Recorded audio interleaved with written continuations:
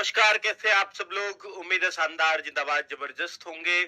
SSC का notification आता ही दोपहर ही गया था, यानी फर्स्ट हाफ में ही आ गया था 12 बजे के आसपास।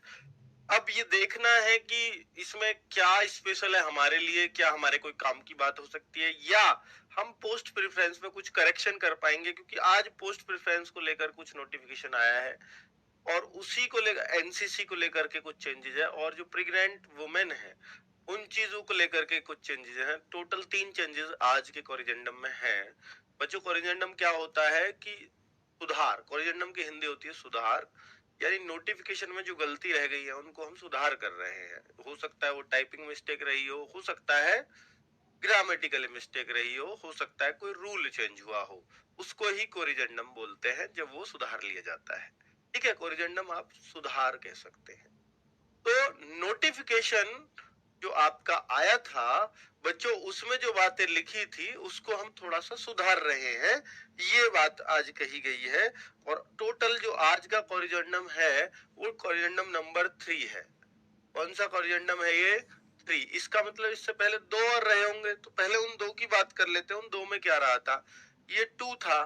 तो बच्चों इस 2 में तो सिर्फ ये बताया था कि जो असम के बॉर्डर डिस्ट्रिक्ट है ना, वो ये पढ़े जाए, यानी मे बी रीड एज, यानी जो पहले, यानी इस नोटिस को जो नोटिफिकेशन में लिखा है उसको छोड़ दीजिए, उस पर अब ये हावी रहेगा, यानी ये फाइनल रहेंगे। ये तो किया गया था असम वाला, यानी दूसरा कोरिजेंडम। लेकिन इससे पहले भी एक और आ गया था, तो उसे एक मैं बता देता हूँ। इसमें वैकेंसी जो बढ़ी थी, तो कोरिजेंडम जो बढ़ता है बेटा उसका सुधार किया जाता है। नहीं, ये वैकेंसी जो आप पढ़ रहे थे कि वो 23, 25, 24,000 जो भी है, वो अब 24 ना पढ़ के अब उनको 45,284 पढ़ना। पहला कोरिजेंडम वैकेंसी सुधार का था, दूसरा आपका असम के बॉर्डर डिस्ट्रिक्ट बदले गए, और तीसरा जो कोरिजेंडम है वो आज है। तो इसमें क्या है? इसमें ये बताया है पहले रूल में कि जो महिलाओं का फिजिकल होगा, प्रेग्नेंट वुमेन्स का, तो उनके लिए ये रूल उसमें भी लिख रहा था नोटिफिकेशन में, उनको हम क्या नहीं देने देंगे? फिजिकल नहीं देने देंगे। हर महिला से फिजिकल से पहले डिक्लेरेशन कराया जाएगा कि आप प्रेग्नेंट तो नहीं है। अगर वो नो कर देगी तो फिजिकल हो जाएगा, यस कर देगी तो उसको टेस्ट के लिए भेज दिया जाएगा और उसको एक रिपोर्ट लगानी होगी, ठीक है, पॉजिटिव की, प्रेगनेंसी की। फिर उनका फिजिकल, उनकी वैकेंसी ये बताया गया सुरक्षित रख ली जाएगी, और जब डिलीवरी या कोई भी मतलब जब मेडिकली वो फिट उनका डॉक्टर लिख के दे देगा, उसके 6 वीक्स के अंदर अंदर उसका फिजिकल करा लिया जाएगा। ये है पहला। दूसरा कोरिजेंडम है, ये है बच्चों एनसीसी के जो मार्क्स है वो सी सर्टिफिकेट के 5%, यानी मैक्सिमम मार्क्स का 5% है। तो 160 गुणा 5/100। सर इसको तो हम पहले भी ऐसे ही पढ़ रहे थे, इसमें कौन सी नई बात है? अभी बताऊंगा। तो 8, अगर थोड़ा भी चेंज होता है ना लैंग्वेज का, तो इसमें एक करना पड़ता है इनको कोरिजेंडम, वरना कोर्ट में यही चैलेंज हो जाता है बच्चों। और इनका जिसका 3% दे रखा है, तो इसके कितने मार्क्स बनेंगे बच्चों? इसके बनेंगे 4.8 मार्क्स, यानी लगभग 5।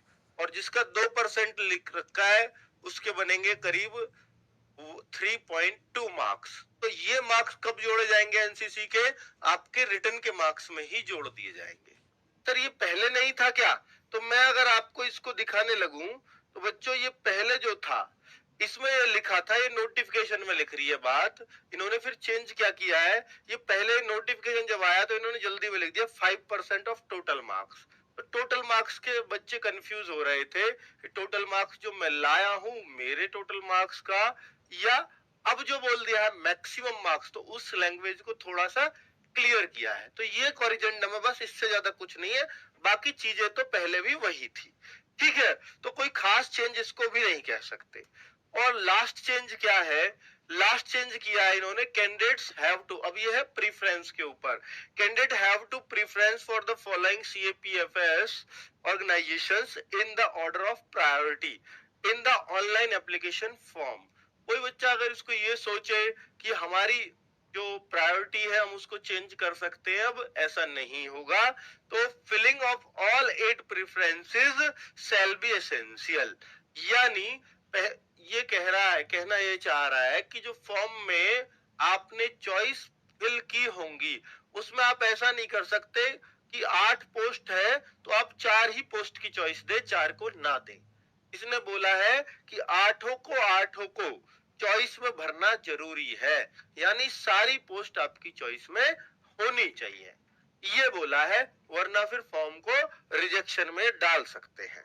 तो ये एक कारण है। क्या सर ये पहले नहीं बोला था इन्होंने, इसमें क्या नया है? बच्चों इन्होंने गलती से पहले जो नोटिफिकेशन में बोल दिया था वो बोल दिया था filling of all 7 preference shall be essential.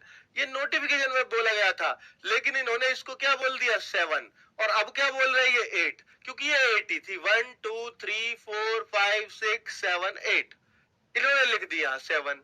बस इस भूल को उन्होंने सुधारा है इस नोटिफिकेशन के थ्रू जो आज आया, इस कॉरिजेंडम के थ्रू। बाकी कुछ भी चेंज नहीं है। देखिए बस अब यहाँ इसको इन्होंने 8 लिख दिया है, 7 की जगह 8। तो ये कुछ भी खास नहीं है, कोई ये सोचता हो कि भाई ये कुछ खास हो गया है, नहीं।